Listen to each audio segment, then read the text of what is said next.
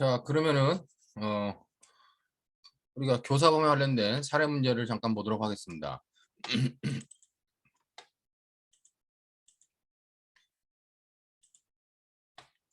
자, 교사범에 관련된 사례 문제는 뭐 여기 관련된 내용들 여러분들이 수업 시간에 좀 전에 설명한 거고, 기출 문제 관련돼 가지고 변호사 시험에 2019년도 8회 변호사 시험에 처음으로 나왔죠. 관련돼 가지고 뭐 충분히 예상할 수 있는 문제였다. 그것 때문에 관련돼 가지고 나오지만 점수가 조금 낮았습니다. 점수가 일단 배점되어 있는 점수가 낮았는데, 여기 보면 병원으로 후송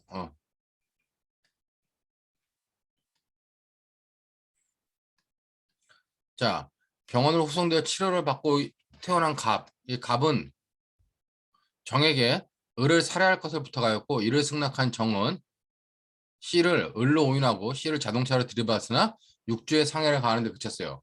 자, 결국 여기 관련돼 가지고 갑이 정한테 가서 저기 을을 C를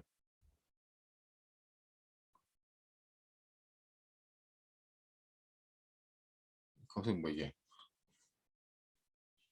갑은 정을 갑은 정에게 부탁하고 정은 C를 을로 오인하고 C를 자동차로 들이받았으나 육주의 상해를 그치는 것이다. 결국 을을 갖다가 살해하려고 했는데 관련돼 가지고 얘가 실제로 들이받고 보니까 을이 아니라 C였다는 겁니다. 근데 얘는 살인을 교사했는데 실제 얘가 한 것은 객체의 착오로 인해서 살인의 미수가 발생한 거죠. 즉, 이 정이라는 사람한테 객체의 착오가 발생했을 때 얘한테는 어떤 착오가 발생한 것을 봐야 될 것이냐 하는 문제가 핵심이었다는 겁니다. 자, 기본적으로 살인의 고의를 가지고 발생했는데 했지만 살인의 미수가 발생했기 때문에 정범인 먼저 정의 행위를 보면, 정범은 객체의 착오를 일으켰지만 어느 학설에 의하든 발생된 사실의 기술을 인정하는 겁니다. 근데 미수가 인정됐기 때문에 어느 학설에 의하더라도 C에 대한 살인 미수죄가 성립한다. 이 정범 정의 행위에 대해서는. 자, 근데 이제 피교사자인 정의 객체의 착오로 인해 교사자인 갑의 행위는, 갑에 대해서는 어떤 죄책을 판단할 것이냐 관련돼 가지고 객체의 착오로 보는 견해, 방법의 착오로 보는 견해, 인과관계 착오로 보는 견해 나눠지는데, 방법의 착오로 보는 견해가 기본적으로 좀 다수설적 입장이다. 근데 이걸 보면은 왜 그러면 정범의 객체의 착오는 교사자에게는 방법의 착오와 동일한 구조를 가지고 있기 때문에 방법의 착오로 봐야 된다는 겁니다. 자, 근데 객체의 착오로 보는 견해는 뭐냐? 자, 교사자가 범죄를 교사한 이상 피교사자가 일반적으로 범할 수 있는 착오는 경험칙상 예견할 수 있다. 그러므로 피교사자의 객체의 착오는 교사자한테도 그냥 객체의 착오일 뿐이다. 이렇게 보는 것이 객체의 착오로 보는 견해예요. 근데 아까도 말했지만 인과관계 착오와 관련돼 가지고 뭐다? 이거는 인과관계 착오는 독일 연방대법원의 판례 입장이다. 그러니까 불일치가 있긴 하지만 불일치가 무시할 정도라면 그냥 발생된 사실에 귀속을 인정해야 된다라고 하는 의미이기 때문에 관련돼 가지고 여러분들 중에 학설에게 대립한다 보고 이 방법의 착오로 보는 학설 중에서 법정적 부합설에 따라 가지고 결론을 내면 간단하다는 거죠. 자, 그렇기 때문에 관련돼 가지고 이 교재도 보면은, 자, 뭐 인과관계 착오로 보는데 결국 갑의 죄책은 뭐냐? 객체의 착오로 보는 견해 중에서 C에 대한 살인 미수, 어, 객체의 착오로 본다. 피교사자의 객체 착오는 교사장한테 객체 착오로 보는 견해면 그냥 C에 대한 살인 미수의 교사가 된다. 방법의 착오중 법정적 부합설에 의하면 어떻게요? 그냥 C에 대한 살인 미수의 교사가 된다는 거예요. 근데 C에 대한 살인 미수 교사가 과실치상죄 상상적 경합이다. 뭐 과실치상죄라 그러는데 과실치상죄 교사범위 성립할 수 있냐도 문제 낼 수 있고, 그다음에 이렇게 상상적 경합으로 보는데, 이런 각주를 보면은 각주에는 어떻게 있어요? 각주에는 뭐 이 구체적 부합설을 주장하는 견해 중에서 이거는 이제 실행의 착수를 인정하는 견해고, 실행의 착수가 A에 대한 C 을에 대한 살인죄의 실행 착수가 인정된다는 견해고, 만약에 을에 대한 실행 착수가 인정되지 않는다라고 하는 거는 각주 6번의 정리가 되어 있습니다. 자, 근데 이렇게 했을 때 여러분들이 이걸 다 쓸 필요 없이 갑의 죄책감을 내가지고 그 위에 객체의 착오로 보는 게 아니라 방법의 착오로 보는 게 아니라 인과과정의 착오로 보는 게 아니라 어느 학설이 맞다 그래가지고 그냥 방법의 착오 중 법정적 부합설에 의하는 견해가 맞다. 이렇게 판단해가지고 요것만 써주면 된다는 겁니다. 그래서 요 당시 배점은 7점 정도밖에 안 됐어요. 그렇다면 뭐 정범의 행위, 그러니까 피교사자의 행위는 뭐 3점, 그다음에 교사자의 행위는 뭐 4점, 이 정도 판단을 했기 때문에 이렇게 간단하게 나왔지만 이제 본 시험에 한 번 더 나온다면 좀 더 복잡하게 나오게 될 거다. 그런 의미로 여러분들이 판단해 두면 될 것 같습니다. 자, 이게 이제 2000년 모의 시험에 나왔는데 작년 모의 시험에 나올 때는 관련돼 가지고 자, 갑은 자신을 힘들게 하는 을을 살해할 계획을 세우고 노숙자 병에게 살해를 약속하고 을을 살해해달라고 부탁했어요. 그러니까 결국 갑이 병에게 을의 살해를 교사한 겁니다. 자, 가서 얘가 을을 갖다가 살해했는데 을을 뭐 이게 뭐 김정일이 살해한 사건처럼 얘가 갖다가 살해했는데 알고 보니까 C였다는 겁니다. 자, 이제 관련돼 가지고 근데 중요한 게 뭐냐? 얘가 행위 당시에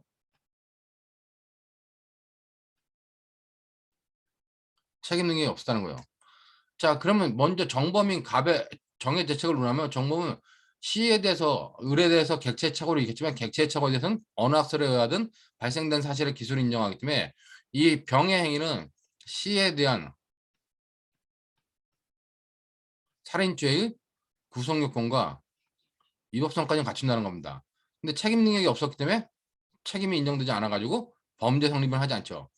그렇지만 살인의 구성 요건과 위법성까지는 갖춘다. 그러면 제한 종속 형식에 의해서 갑도 교사범 성립이 가능하다는 겁니다. 자, 이 갑의 교사범 성립이 가능하다 그랬을 때 이 갑의 교사범 성립 여부를 논할 때 결국 이 부분은 우리가 객체의 착오로 볼 것이냐, 얘 객체의 착오로 얘한테도 객체의 착오로 볼 것이냐,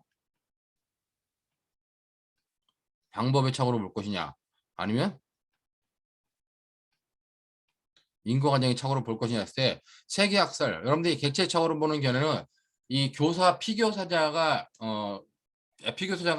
일으킨 객체의 착오는 교사범이 예견할 수 있는 범위이기 때문에 그냥 귀속한다 보는 것이 객체의 착오고, 그 다음에 방법의 착오로 보는 견해는 얘의 방법의 객체의 착오는 얘한테는 방법의 착오와 논리 구조가 똑같다. 그래서 방법의 착오로 보는 거고, 인과과정의 착오는 이거는 본질적 비본질적으로 본다.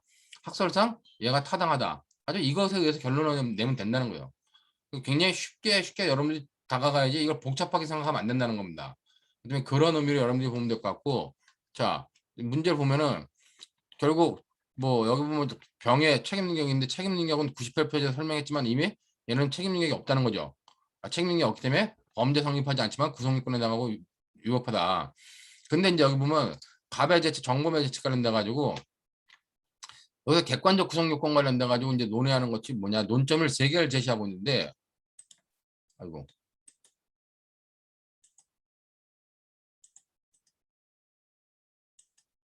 너무 작다. 자, 논점을 세 개 제시하는데, 자, 먼저 범죄 가담 형태가 뭐냐? 갑의 가담 형태가 관련돼 가지고 여기 보는 것처럼 이 병이라는 사람은 책임 능력이 없는 상태였으므로 스스로가 범행 지배를 하는 정범이 아니라 간접 정범의 도구에 불과했다. 즉, 갑은 이 고의 없는 이사는 사람들을 이용했을 때 간접 정범이 행해질 수 있다는 겁니다.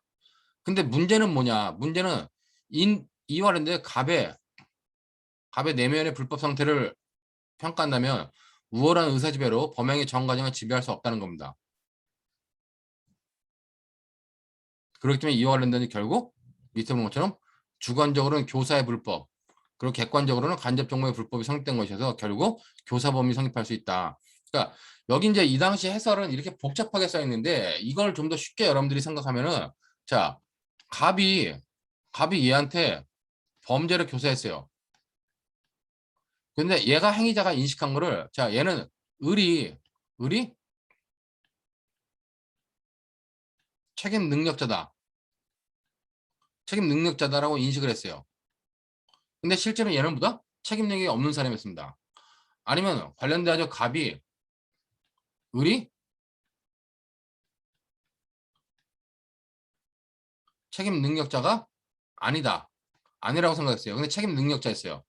그러니까 결국 이 갑의 행위가 주관과 객관이 다 일치하는 경우만 갑한테 간접정범이 성립되는 것이지, 얘는 을이 책임 능력자라고 생각해가지고 교사했는데 실제로 보면은 책임 무능력자였다 하더라도 이 경우는 뭐다?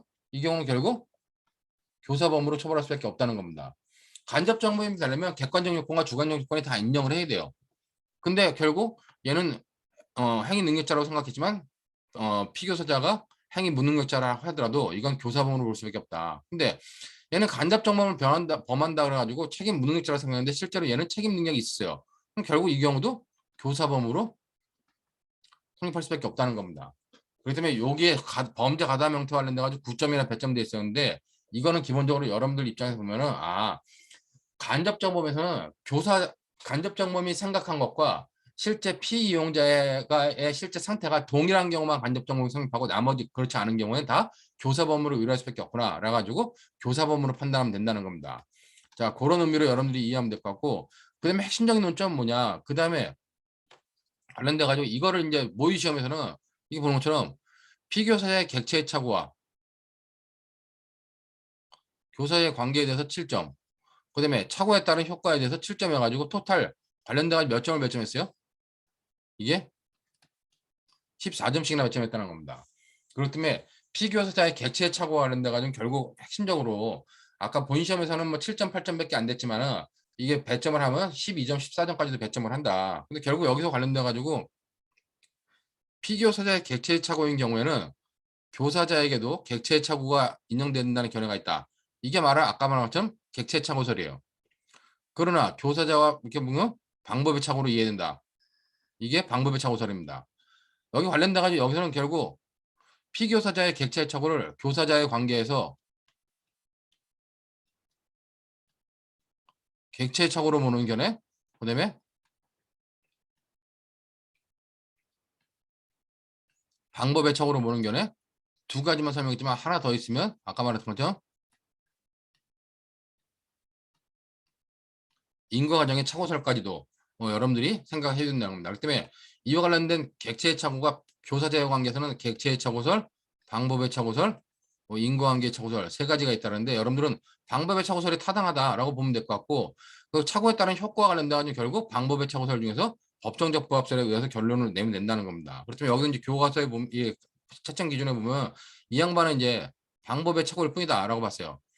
그때 법정적 부합설과 구체적 부합설이 두 가지 되는데, 법정적 부합설에 따른다면 어떻게 해요? 시에 대한 살인의 고의 기수가 인정된다. 가백에는 시에 대한 살인 고의의 기수가 인정되기 때문에 결국 시에 대한 살인의 교사범임 성립한다는 거죠. 자, 근데 관련돼 가지고 부채적 부합설에 따르면 살인 미수와 시에 대한 과실치사의 상상 경험이 이루어진다는데, 여러분들이 볼 때 이거는 헷갈릴 수 있기 때문에 항상 따지면 뭘로 따지라? 따지면 여기 보는 것처럼 방법의 착오설을 취하고, 그다음 방법의 방법의 착오설을 취하고 방법의 착오설 중에서 법정적 부합설에 의해서 결론을 내면 된다는 겁니다. 그러니까 여기 7점씩이나 배점 되어 있고 7점 배점인데, 여기 관련된 7점은 뭐냐? 여기 있는 7점은 학설의 내용을 쓰고 어느 학설이 타당하다 쓰면 될 것 같고, 이와 관련돼 가지고는 방법의 착오로 볼 때 법정적 부합설과 구체적 부합설의 내용을 써놓고 법정적 부합설에서 결론을 맺으면 된다는 거예요. 그런 의미로 여러분들이 생각을 해두면 뭐 충분할 문제다. 그렇게 여러분들이 생각하면 될 것 같습니다. 그리고 다음 문제도 고전에 이제 나왔던 문제가 18년도 모의시험 2차에 또 나왔었는데 피교사의 객체처가 또 나왔었죠. 여기도 보는 것처럼 이제 관련돼 가지고 똑같은 논리 구조입니다. 근데 여기서는 이제 뭐 객체의 착오설, 그다음에 방법의 착오설, 그다음에 인과응의 착오설을 다 정리를 해놨어요.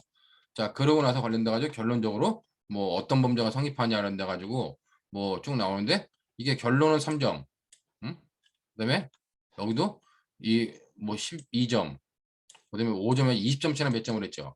그다음에 똑같은 논리 구조로 여러분들이 써주면 된다라고 하는 정도만 받으면 될 것 같습니다. 그 16년에도 한번 이게 피겨세대 객체 차원인데 이건 굉장히 복잡한 문제예요. 그러니까 여러분들이 한번 풀어보세요. 이건 수업 시간에 안 풀어보니까 이거는 그냥 완전히 훈련시키기 위해서 피겨세대 객체 착오를 한다 가지고 어떤 경우가 성립할 수 있는지를 훈련시키려고 하는 문제이기 때문에 여러분들이 한번 꼼꼼히 풀어볼 필요가 있다고 풀어볼 필요가 있다? 한번 풀어보면 재밌을 겁니다. 근데 뭐 이렇게 복잡하게 뭐 나오지는 않기 때문에 관련돼 가지고 이 뭐 내용들을 여러분들 한번 정리해 두면 될 것 같아요. 그렇기 때문에 그런 95페이지까지 관련된 문제를 보면 될 것 같고, 옛날에 모의 시험에도 계속 나왔었는데 관련된 부분은 각각 페이지에 조금씩 나오기 때문에 그럴 때 가서 이제 그런 페이지 찾아서 여러분들이 받으면 될 것 같습니다. 자, 이 정도로 해가지고 기본적으로 관련된 내용을 마치도록 하고, 새로운 공유 다시.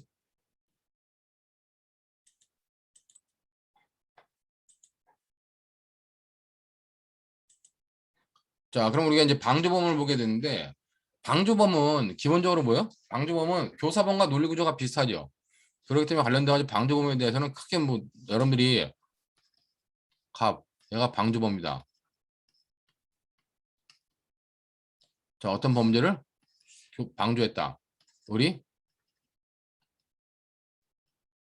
피방조자다. 그랬을 때 피방조자 얘가 정범인데 결국 여기도 똑같이 이렇게 나눠볼 수 있어요. 관련돼 가지고 얘 방조범에 의한 방조 행위와 그다음에 방조의 고의와 정범의 고의가 필요하다. 자, 그러고 나서 관련돼 가지고 여기 관련돼 가지고 이 부분 실제로 이 부분이 필요가 없죠. 여기는요. 피방조자는 어떻게 해요? 피방조자는 그냥 관련돼 가지고 실행행위를 하면 돼요. 실행행위 관련돼 가지고 구속요건에 해당하고 위법한 행위 정도만 하면 된다. 관련돼 가지고 실행에 착수가 있었는데 이용하면 되고, 자, 관련돼 가지고 나머지 부분 즉 31조 2항과 3항 교사범에서 적용되는 31조 2항과 3항과 같은 규정이 방조범에 있다 없다? 이게 없다는 겁니다. 이게 없기 때문에 여기는 특별하게 논할 게 없죠.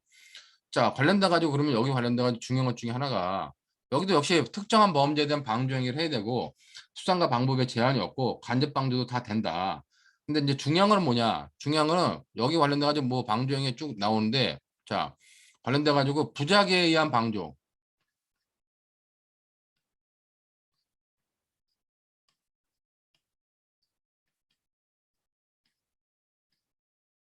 이건 가능하다는 거예요. 교사범에서는 부작위에 의한 방조 불가능했죠. 근데 이제 방조범에서는 실제로 얘가 원래 이 정범은 범죄할 마음이 있었던 사람이기 때문에 범죄할 마음이 있었던 상태에서 얘가 범죄를 막아야 되는 사람이 막지 않고 가만히 있으면 이 을 입장에서 볼 때는 아, 저 사람이 범죄를 막아야 되는데 막지 않고 있으면 나한테 도움이 된다는 생각하기 때문에 그때는 부작위에 의한 방조가 가능하다. 그런 정도로 여러분이 보면 될 것 같고, 여기 관련돼 가지고 방조의 고의, 정범의 고의도 다 필요하다고 봅니다. 그리고 이제 관련돼 가지고 여기서 편면적 방조, 즉 편면적 방조도 가능하다는 거예요. 얘가 방조를 해야겠다라고 해놓고 했는데 실제로 얘한테 관련돼 가지고 도움이 된 경우 이 편면적 방조도 가능하다는 것이 기본적인 입장입니다. 근데 이제 최근에 문제 9월 9일에 나온 판례가 뭐냐? 최소한 이 방조 행위와 실행행위, 이 실행행위 사이에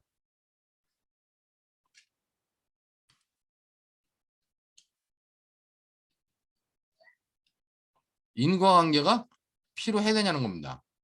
자, 근데 이 인과관계 관련돼 가지고 2021년 9월 9일날 대법원 판례가 났죠. 이게 2017도 19025 판결입니다.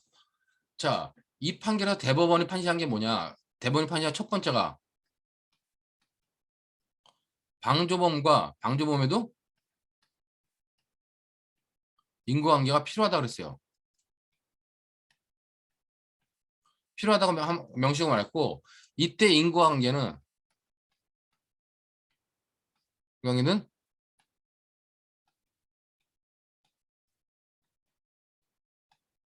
범행을 강화시키는 정도로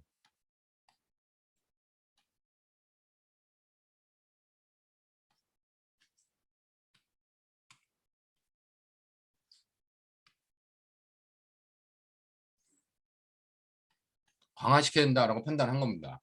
과거에는 이 판례가 없었기 때문에 과연 방조행위와 실행행위 사이 인과관계가 필요하냐 필요하지 않느냐 논란이 있었는데 이제 판례가 명시적으로 지난달에 전원합체 판결을 통해 가지고 이렇게 판단을 했다는 겁니다. 그렇기 때문에 인재는 당연히 필요하다. 그리고 필요하다 했을 때 그러면 그 인과관계는 단순한 형법 정책에서 말하는 인과관계 정도면 되느냐? 그 정도 가지고 안 되고 그냥 인과관계 관련돼 가지고 더 정범의 범행을 강화시켜야 된다라고 판단한 겁니다. 그러니까 이 대법원 전원합체 판결은 실제로 보면 다른 교수님들도 잘 몰라 이걸요. 그러니까 9월 9일 날 대법원 전원합체 판결이 나온 게 주거 침입죄 전원합체 판결만 관심을 갖고 봤지 이 방조범의 인과관계 관련된 판례들은 잘 안 맞다는 겁니다. 지난 토요일 날 학회를 하면서도 제가 이걸 설명하니까 몇몇 교수님들은 그런 게 있었어 그래요. 근데 몇몇 교수님들은 알고 있었는데 이것이 시험 문제와 어떻게 연결되는지는 모르고 계시더라고요. 그래서 또 열심히 몇 명한테 설명했습니다. 뭐 몇몇 설명해가지고 이런 것들은 시험장이 좋다 이제 얘기를 했기 때문에 이 부분은 여러분들이 좀 주의 있게 봐야 된다. 전원합체 판결도 나왔고 내내 시험이 나올 가능성도 굉장히 크다. 그렇게 여러분들이 판단하면 될 것 같아요. 그러니까 이 판례는 뭐였냐면은 실제로 뭐 저작권법 위반인가요? 그러니까 우리가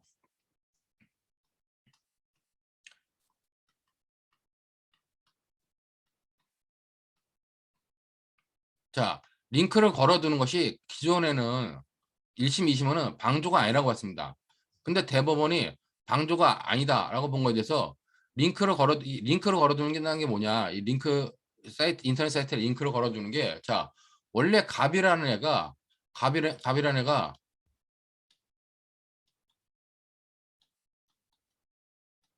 저작권법 위반에 게시물을 인터넷에 게시하고 있었습니다. 근데 이제 의뢰라는 애가 이걸 링크를 걸어둔 거예요. 자, 저작권법 위반의 게시물을 인터넷에 게시했는데 얘가 링크를 걸어둔 것 가지고 방조범이 아니다라고 1심과 2심은 판단한 겁니다. 근데 대법원은 그 2심의 판단을 갖다가 파기하고 파기환송했어요. 이 링크를 걸어두는 것 관련돼 가지고 결국 뭐냐? 얘는 방조가 되는 경우도 있고 방조가 되지 않는 경우도 있다. 근데 방조가 되지 않는다고 판단하는 게 아니라 다시 판단해 보라는 겁니다. 이거를. 두 가지 판단하면서 방조가 되는 경우와 무조건 안 되는 것이 아니라 되는 경우와 안 되는 경우도 있다라고 판단해가면서 이제 거기 이 판단 과정 중에서 인과관계가 필요하다. 그다음에 인과관계는 정범의 범행을 강화시키는 정도까지 필요하다라고 판단을 한 거예요. 그렇다면 관련돼 가지고 이 판례를 여러분들이 보면서 중요한 건 이제 여기에 반대 의견이 있는데 제가 볼 땐 이건 반대 의견이 더 맞는 것 같아요. 반대 의견은 뭐냐? 얘가 이 저작권법 위반 행위에 방조 행위를 했냐는 겁니다. 방조 행위. 반대견은 방조행위가 아니다. 왜냐면 방조행위란 건 정범의 범행이 끝나기 전에 해야 되는데 이미 게시한 것 자체가 정범의 범행이 끝났다고 본 거예요. 근데 대법원은 이 정범의 행위가 계속범으로 계속하고 있으면 정범의 행위가 계속되기 때문에 그것에 링크를 걸어두는 것은 방조행위를 본 것이다 라고 판단한 거고 근데 대법원이 방조인지 아닌지 판단하는 거는 이 을이 갑이 저작권 위반의 게시물을 인터넷에 게시한 자체가 을이 그 사정을 알고 있었냐 저것이 저작권법 위반인지 알고 있었다 그럼 방조행위가 될 수 있지만 저것이 단순히 저작권법 위반의 인터넷 게시물인지 몰랐다면 방조행위가 될 수 없다는 겁니다. 그러면서 관련된 이런 케이스들 논점들을 정리한 거니까 요 판례 관련돼 가지고 요 정도의 내용을 여러분들이 반드시 좀 잘 알아야 될 필요가 있다라고 판단이 됩니다. 자, 요거 방조원 관련돼 가지고 뭐 요 정도의 내용만 여러분들이 보면 될 것 같고 실제 우리가 시험에 나왔던 것 관련돼 이거 공유는 중요하면 안 되고 시험에 나왔던 부분을 보면은 방조원 관련돼 가지고 여기 지금 제가 이건 우리가 이제 요 판례 나오기 전에 어 이거 뭐야? 다시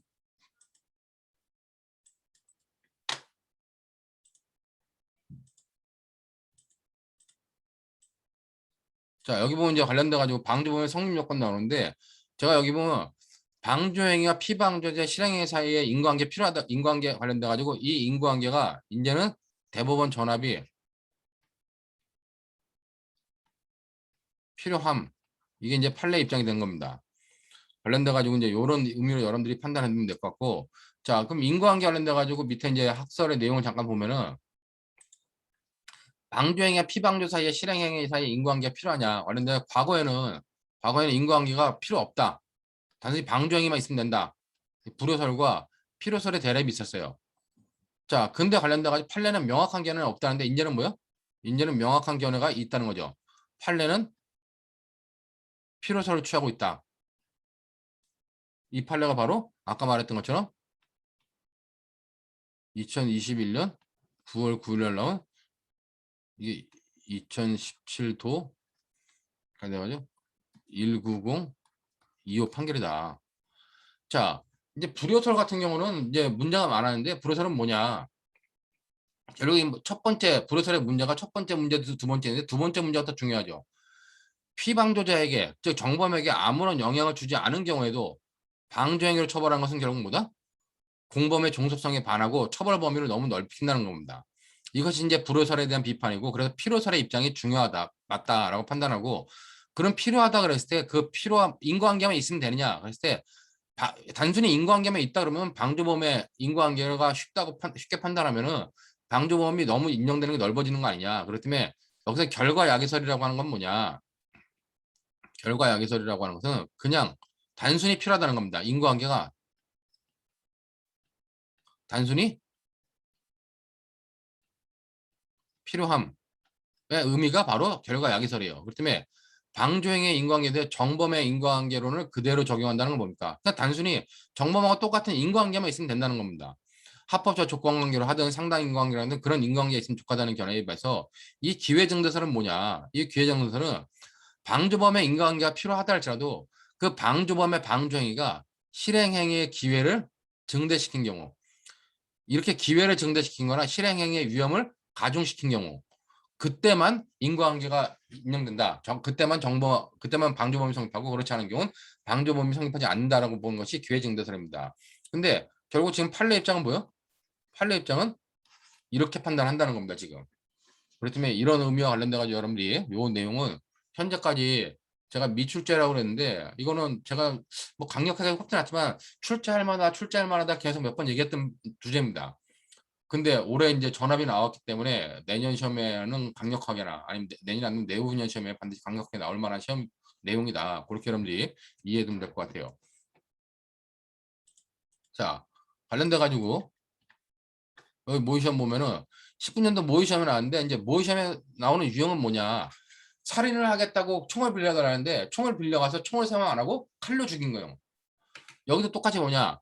자, 얘가 이제 관련돼 가지고 갑이 뭐 어떤 범죄하는데 갑이 거절했어요. 근데 을이 거절하니까 을이 어떻게 했냐? 을은 거절한 대신 자 A 유통기의 컨테이너 사무실에 있는 금고의 위치와 열쇠가 보관되어 있는 장소를 알려주었습니다.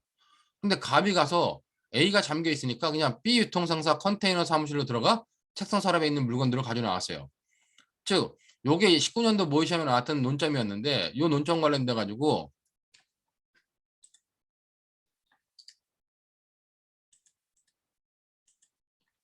여기 이제 의뢰 대책이 뭐냐? 의뢰 대책 관련돼 가지고 결국 의뢰 방조행위 A 컨테이너에 열쇠 있는 줄 알려줬던 행위와 이제 갑이 저지른 행위 실행한 행위 B의 컨테이너 사무실에 대한 것들을 침입한 행위 관련돼 가지고 인과관계가 필요하다면 얼마나 필요하냐 관련돼 가지고 간단하게 정리한 문제입니다. 똑같아 위에 앞에 본 거랑 내용이 똑같아요. 그렇기 때문에 불효설, 필효설이 있는데 판례는 명확한 견해가 아니라 이제 필효설을 취하고 있다. 그리고 관련돼 가지고 필효설이 타당하다. 왜? 두 번째 이유처럼 뭐 아무런 영향을 주지 않은 경우에도 방조행위로 처벌하는 것은 공범의 종수성에 반한다. 그러면 필요성이 타당하다 판단하면 되고 인과관계 관련돼 가지고 단순히 결과에 연결됐으면 되느냐? 그것이 아니라 기회를 증대시킨 것이 필요하다.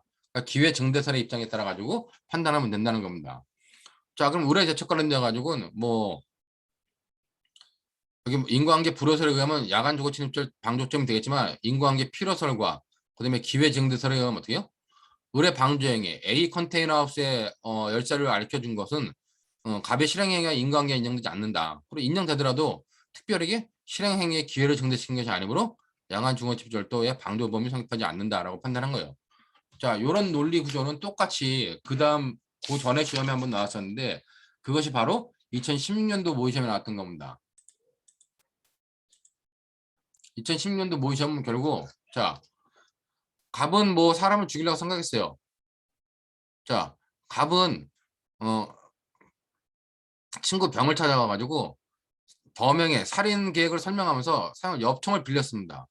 근데 갑은 그 다음날 A를 인정하기 드문 것으로 유인한 다음에 엽총을 사용하기 곤란한 상황이라 판단하는 갑은 휴대하고 뜬 등산용 칼로 A를 살해했어요. 즉 엽총을 빌렸는데 칼로 살해한 경우 그럼 엽총을 빌려준 병의 행위는 과연 살인죄 방조범이 될 수 있겠느냐 하는 것이 핵심적인 논점이죠. 자, 이거는 논리 구조는 똑같아요. 앞에 역시. 자, 관련돼 가지고 여기 보면은 인과관계가 필요하냐 필요하지 않느냐 관련돼서 학설 같은 경우는 우리가 기본적으로 뭐 불효설과 필요설 입장이면 판례 입장은 뭐다? 판례 입장은 이제 이것이 아니라 판례 입장은 필요설이다. 자, 필요로 한다는 견해가 타당하다. 당연히 인과관계 내용은 뭐 결과를 단순히 야기한 것으로 충분하냐 아니면 기회를 증대시킬 것이 필요하냐. 단순한 인과관계가 이상으로 어떤 범행의 기회를 증대시키는 것이 필요하다는 겁니다. 그렇다면 뭐 여기 뭐처럼 기회증대설이 타당하다. 기회증대설에 의하면 방조의 인과관계가 인정되기 위해서는 사실적 차원에서의 방조행의 정부 실행에서의 합법적 연관성, 인과관계가 인정되고 주범적 귀속 기준으로서 결과 발생의 위험 내지 기회의 증대라고 하는 두 가지 조건을 충족시켜야 된다. 라고 판단해가지고 기본적으로 단순한 인과관계 정도가 아니라 기회를 증대시키는 정도까지 필요하다. 이런 의미로 여러분들이 정리를 해두면 될 것 같습니다. 이것이 바로 기본적으로 관련된 내용으로서 판단될 수 있다. 이렇게 판단이 돼요.